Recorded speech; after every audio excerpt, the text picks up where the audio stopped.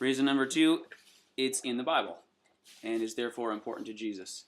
And anything in the Bible is worth studying. There's 150 chapters in the Bible on the end of the age or the next age. And that's over 10% of the whole Bible.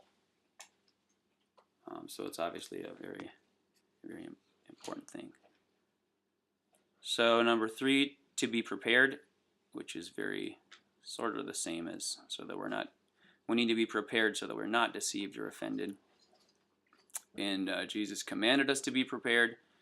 Now learn this parable from the fig tree. When its branch has already become tender and puts forth leaves, you know that summer is near. So you also, when you see all these things, know that it is near at the doors.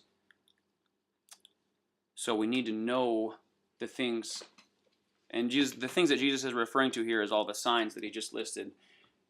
This is in Matthew 24. So we need to recognize and know what the signs are so that when we see them, we know that he is near. And then watch therefore, for you do not know what hour your Lord is coming. But know this, that if the master of the house had known what hour the thief would come, he would have watched and not allowed his house to be broken into. Therefore you also be ready, for the Son of Man is coming at an hour you do not expect. So there's a readiness. The Pharisees were reprimanded for not knowing the time of their visitation. I was talking to a buddy one time about studying the end of the age, and his logic was, the Pharisees had studied the Scripture for their whole lives, for like hundreds of years, and they still missed it when Jesus came. So why should we think that we can study the Scripture and know when Jesus is coming? I mean, if they studied it for 100 years and missed it, how should we think that we can get it?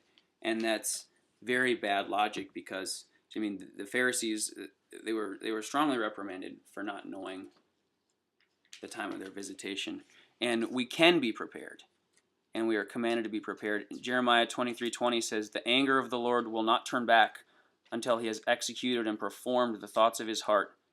In the latter days you will understand it perfectly. And that word perfectly also could mean maturely.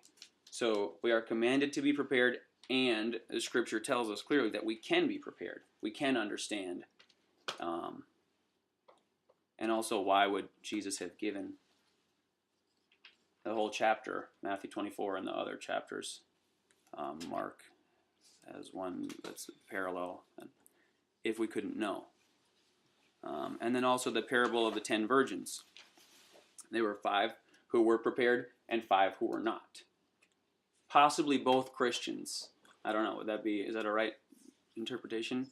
Both Christians, some were prepared, some were not. And so clearly we can be prepared.